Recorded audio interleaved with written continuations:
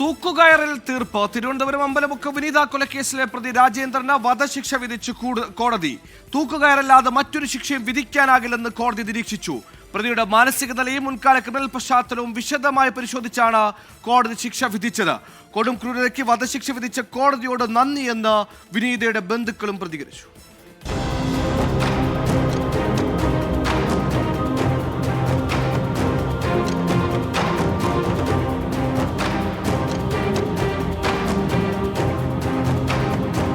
Case അപൂർവങ്ങളിൽ അപൂർവമാണെന്നുള്ള prosecution വാദത്തെ തുടർന്ന് പ്രതിയുടെ മാനസിക നില പരിശോധനാ റിപ്പോർട്ടടക്കം 7 റിപ്പോർട്ടുകൾ കോടതി വിശദമായി പരിശോധിച്ചിരുന്നു.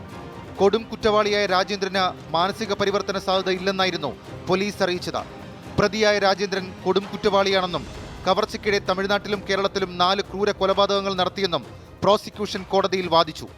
ജീവപര്യന്തം ശിക്ഷ നൽകിയാൽ ശിക്ഷാ ഇളവ് നേടി പ്രതി സമാനമായ കുറ്റകൃത്യങ്ങളിൽ ഏർപ്പെടില്ലെന്ന് ഉറപ്പു പറയാനാകില്ലെന്നും special public prosecutor M Salahuddin കോടതിയെ അറിയിച്ചു.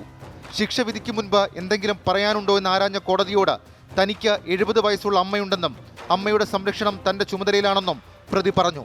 എന്നാൽ പ്രോസിക്യൂഷൻ വാദങ്ങൾ പൂർണ്ണമായും അംഗീകരിച്ചാണ് കോടതി പ്രതിക്ക് വധശിക്ഷ വിധിച്ചത്. പ്രതി ഒരു കാരണവശാലും മാനസാന്തരപ്പെട്ട് തിരിച്ചു വരാൻ സാധ്യതയില്ല. മാത്രമല്ല, ഇന്ന് തന്നെ ഈ ശിക്ഷ വിധിക്കുമ്പോൾ കോടതി കൂട്ടിനകത്ത് പ്രതി ഒരു നിർവികാരനായിട്ടാണ് പ്രതി ഇന്ന് കൂട്ടിൽ നിന്നത് തന്നെ. സൗണ്ട് ഇല്ലാതാക്കുക. ഇവിടെ വായി പൊത്തിപ്പിടിച്ച് കഴുത്തിന് കൊത്തിക്കഴിഞ്ഞാൽ കൊണ്ട് പിന്നെ സൗണ്ട് പുറത്തു വരത്തില്ല. അതാണ് അതിൻ്റെ എല്ലാ 4 മർഡറിൻ്റെയും എംഒ. അതാണ് പോസ്റ്റ്മോർട്ടം ചെയ്ത എല്ലാ ബോഡിയും പോസ്റ്റ്മോർട്ടം ചെയ്ത ഡോക്ടേഴ്സ് ഇവിടെ മൊഴി കൊടുത്തിട്ടുണ്ട്. പരമാവധി ശിക്ഷ നൽകിയ കോടതിയോട് നന്ദി അറിയിച്ച വിനീതയുടെ ബന്ധുക്കൾ വെളിയിൽ ഇറങ്ങിക്കഴിഞ്ഞ് കഴിഞ്ഞാൽ വീണ്ടും ഇനി വിനീതകൾ ഇനിയും മരിക്കും.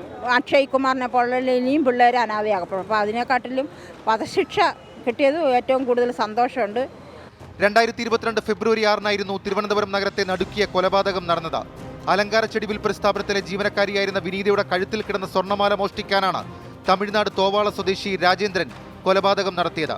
തമിഴ്നാട്ടിൽ ഒരു കുടുംബത്തിലെ 3 പേരെ കൊലപ്പെടുത്തി ജാമ്യത്തിൽ കഴിയുമ്പോഴാണ് തിരുവനന്തപുരത്തും കൊലപാതകം നടത്തിയത്. തിരുവനന്തപുരം 7ാം അഡീഷണൽ ജില്ലാ സെഷൻസ് ജഡ്ജി പ്രസൂൺ മോഹനാണ് വധശിക്ഷ വിധിച്ചത്.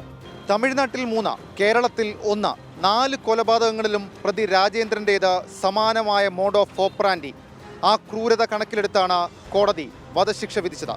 ഷഫീദ് റൗത്തർ, 24 തിരുവനന്തപുരം.